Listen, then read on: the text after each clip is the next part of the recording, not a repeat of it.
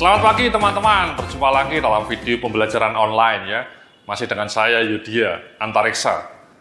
Kita bicara mengenai tema High Impact Presentation Skills. Ya, jadi dalam video sebelumnya kita sudah bicara mengenai bagaimana kita menggunakan suara kita ya, intonasi dan suara kita, bagaimana kita menggunakan body language kita ya. Jadi kalau bisa gerakannya natural dan jangan berdiri seperti patung. Kontak matanya itu jelas, ya. Kemudian bahasa yang kita gunakan juga sebaiknya juga konkret, disertai dengan kisah-kisah atau story-story yang membumi, ya, yang renyah. Jadi itulah elemen-elemen utama ketika kita membahas bagaimana kita mendelivery, ya. Jadi bahasa tubuhnya harus pas, kemudian suaranya oke, dan kemudian bahasanya juga menarik.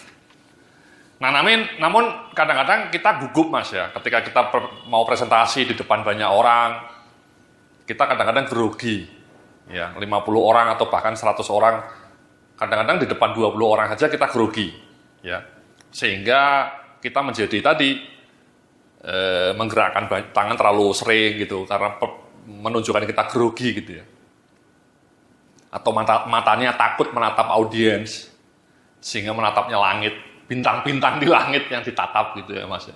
Karena kita grogi, kita tidak pede. Atau tadi ngomongnya tidak pas ya, suaranya lemah. Seperti gerentem, orang Jawa bilang ya, gerentem itu cuman lirih gitu ya mas ya. Tidak energik. Ya. Jadi membosankan ya, karena mungkin grogi. Nah pertanyaannya bagaimana kita menghilangkan grogi itu, menghilangkan rasa gugup ketika presentasi di depan banyak orang. Nah ini saya akan mencoba memberikan beberapa tipsnya mas ya. Jadi tips supaya Anda tidak grogi, karena kalau Anda grogi, Anda gugup ya semua yang Anda mau sampaikan bisa lupa. Cerita-cerita yang sudah Anda ingat-ingat lupa disampaikan. Dan kemudian karena Anda grogi mungkin juga gerakan tubuh Anda menjadi kaku, tidak santai. Kelihatan mas kalau orang grogi itu ya, tidak santai, dan kemudian juga gerakan tubuhnya tidak menarik. Nah bagaimana kita menghilangkan rasa grogi itu, rasa gugup itu, saya memberikan beberapa tips ini ya. Jadi di dalam slide di depan Anda ini ya mas ya, saya bilang ya, sebelum Anda presentasi, berlatihlah sebanyak-banyaknya. Berlatihlah di depan teman atau keluarga atau di depan cermin mas ya. Hitunglah waktu untuk setiap sesi presentasi Anda dan buatlah jadwal. Jadi mungkin ini mas ya, latihan mas ya. Kalau tidak ada orang lain ya di depan cermin lah, ya. Atau di shooting seperti ini mas ya, sendiri ya. Kemudian setelah itu dilihat, itu powerful mas. Ya. Saya shooting video kayak gini, ya, saya tonton sendiri juga mas, shooting videonya ini. Dan kemudian saya pelajari di mana kelebihan saya dan apa yang harus saya perbaiki. Sehingga ketika saya presentasi offline di depan audiens itu menjadi lebih baik. Ya. Kemudian ingatlah 2 menit pertama presentasi Anda, sehingga Anda dapat melewati waktu dengan mudah apabila suasana menjadi lebih aktif. Ya, jadi ini pembukaan mas ya, 2 atau 3 menit pertama itu kadang-kadang menentukan. Jadi ingatlah, ya, bukalah dengan story yang menggugah tadi, dengan contoh-contoh yang mengejutkan misalnya, atau dengan story, ya. Atau dengan pertanyaan, ya, atau dengan anekdot, ya, jadi itu penting. Nah kemudian yang berikutnya ini mas ya, di halaman berikutnya ini penting nih mas ya, 1 jam sebelum presentasi. Ini penting ini mas. Yang pertama, berpikirlah secara positif, visualisasikan perasaan Anda sendiri dengan tenang terhadap audiens. Ya. Ini penting ini mas, ini namanya visualisasi. Ini studi menunjukkan bahwa ketika Anda melakukan visualisasi seperti itu, Anda bisa menjadi lebih yakin. Jadi sebelum presentasi itu Anda kalau bisa yakinkan pada diri Anda sendiri bahwa audiensnya akan senang dengan presentasi Anda. Bayangkan dalam kepala Anda, dalam benak Anda 1 jam sebelum presentasi atau malamnya, bahwa presentasi Anda akan berjalan dengan menarik, bahwa presentasi Anda akan memberikan inspirasi, bahwa presentasi Anda bisa memberikan pembelajaran yang sangat bermanfaat buat audiens. Ya, bagaimana Anda berjalan di depan audiens, bagaimana Anda berbicara di depan audiens, Bagaimana Anda menceritakan cerita-cerita Anda, itu bayangkan Mas di kepala Anda. Bayangkan bahwa Anda mampu menyampaikan materi Anda dengan wow. Studi-studi neurologis mengatakan bahwa proses membayangkan seperti itu ya, membayangkan itu namanya membayangkan, memvisualisasikan gerakan-gerakan Anda dalam presentasi, dalam benak Anda, itu melatih sel-sel otak Anda untuk betul-betul melakukan apa yang Anda bayangkan, Mas. Ya, so imagine ya. Jadi ternyata visualisasi itu powerful karena membayangkan apa yang akan Anda sampaikan dalam presentasi, gerakan-gerakan tubuh Anda, intonasi suara Anda, body language Anda dalam benak Anda, itu melatih sel-sel otak Anda untuk betul-betul melakukan persis seperti Anda bayangkan. Jadi kalau Anda membayangkan sesuatu yang positif, bahwa Anda akan memberikan presentasi yang cetar membahana, yang wow, otak Anda akan melatih Anda untuk melakukan seperti itu, Mas, benar-benar. Sebaliknya kalau Anda membayangkannya itu, waduh jangan-jangan presentasi saya jelek ini. Jangan-jangan nanti audiensnya bosen. Jangan-jangan audiensnya tidak tertarik dengan materi saya. Oh, itu justru membuat Anda makin tidak percaya diri dan makin membuat Anda gugup. No. Anda harus yakinkan dalam diri Anda bahwa audiens Anda akan menyenangi presentasi Anda. Karena Anda sudah menyiapkan presentasi Anda dengan seksama. Ya. Jadi makanya ini ya, gunakan penegasan. Di dalam slide berikutnya ya, di dalam slide lagi ya, saya dapat melakukannya, saya telah bersiap-siap, hal ini akan berjalan dengan baik. Ya. Yakinkan bahwa seluruh peralatan telah bekerja dengan baik. Ingatlah bahwa orang-orang yang menjadi audiens Anda adalah manusia juga seperti Anda. Mereka ingin Anda sukses. Ya, jadi tolong penegasannya itu positif image, Mas. Self-talk-nya itu positif. Saya bisa. Saya akan membawakan presentasi ini dengan menarik. Saya sudah menyiapkannya dengan optimal. Dan Anda juga yakinkan bahwa audiens Anda ingin Anda sukses. Bahwa audiens Anda juga antusias mendengarkan presentasi Anda. Bahwa audiens Anda akan mendapatkan manfaat dari presentasi Anda. Ya, itu yang sering saya lakukan, Mas. Ketika saya mau presentasi di depan 5.000 orang misalnya tadi ya, saya cerita ya. Saya malah 1 jam sebelumnya membayangkan nih, audiensnya pasti akan terkesima dengan presentasi saya. Karena saya sudah menyiapkan presentasinya dengan bagus, Mas ya. Saya sudah menyiapkan cerita-cerita yang menarik. Jadi ketika 1 jam sebelum presentasi di depan 5.000 orang itu, ya saya membayangkan bahwa 5.000 orang itu akan bertepuk tangan dengan presentasi saya. Mereka akan tertawa dengan presentasi saya. Mereka akan terkesan dengan presentasi saya. Saya yakinkan itu. Dan betul, Mas, ketika presentasi terjadi, saya presentasi ya sekitar 1,5 jaman.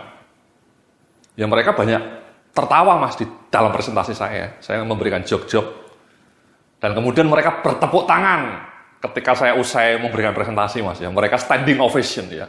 Bertepuk tangan sambil berdiri gitu ya, Mas ya. Jadi itu, Mas ya. Jadi ketika mau presentasi di depan banyak orang pun kita harus yakinkan pada diri sendiri bahwa yes, audiens akan senang dengan presentasi saya. Yes, bahwa presentasi saya akan berjalan dengan baik. Itu namanya self-affirmation.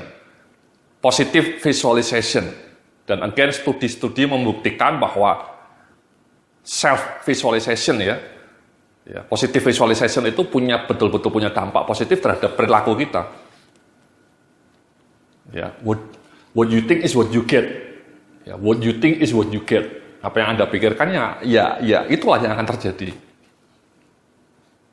Jadi itu, Mas ya, Anda latihan, dan selalu ketika mau presentasi itu jangan grogi ya, jangan negatif affirmation, jangan-jangan presentasi saya jelek, jangan-jangan audiensnya bosen.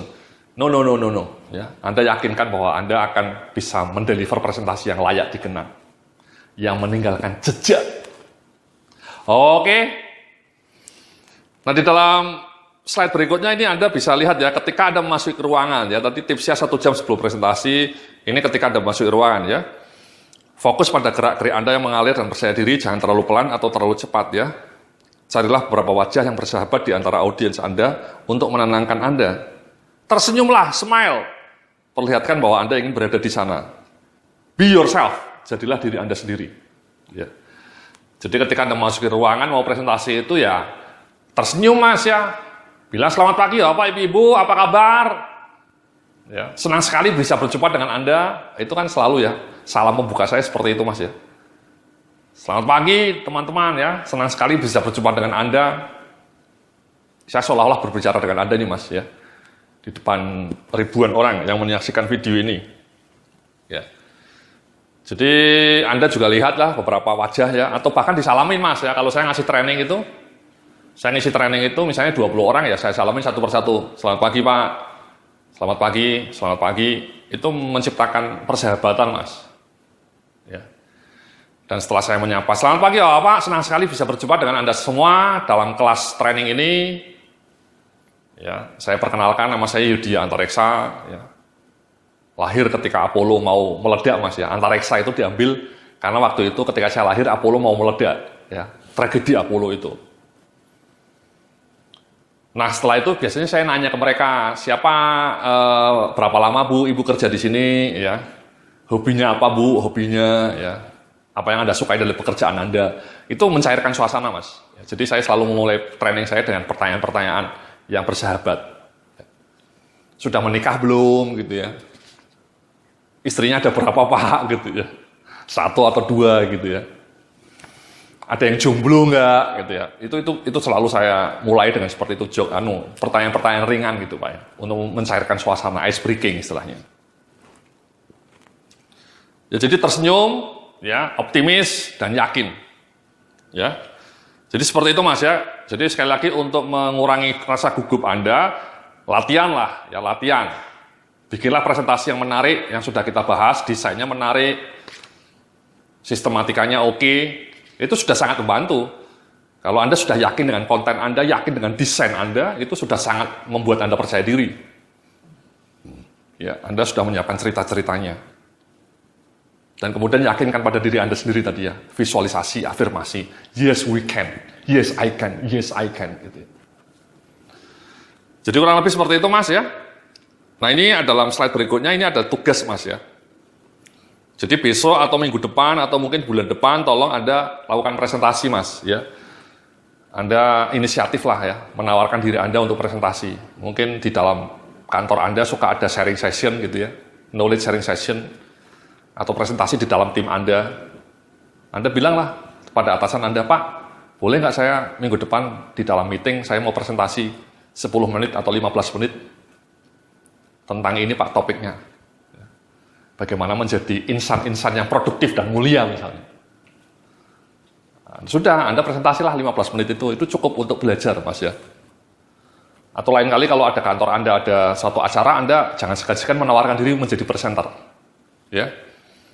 Jadi ini tugas Anda Mas, ya. Tolong lakukan, ya Anda praktek, real, bagaimana presentasi di depan tim Anda, di depan rekan-rekan kerja Anda. Ya, aplikasikan apa yang sudah kita pelajari. Ya, supaya menjadi kenyataan, menjadi realitas, bukan hanya menjadi fata morgana. Terima kasih, nanti dalam video online berikutnya kita akan bahas lebih detail bagaimana menghadapi audiens yang sulit ya, difficult audience. Sampai jumpa dalam video berikutnya.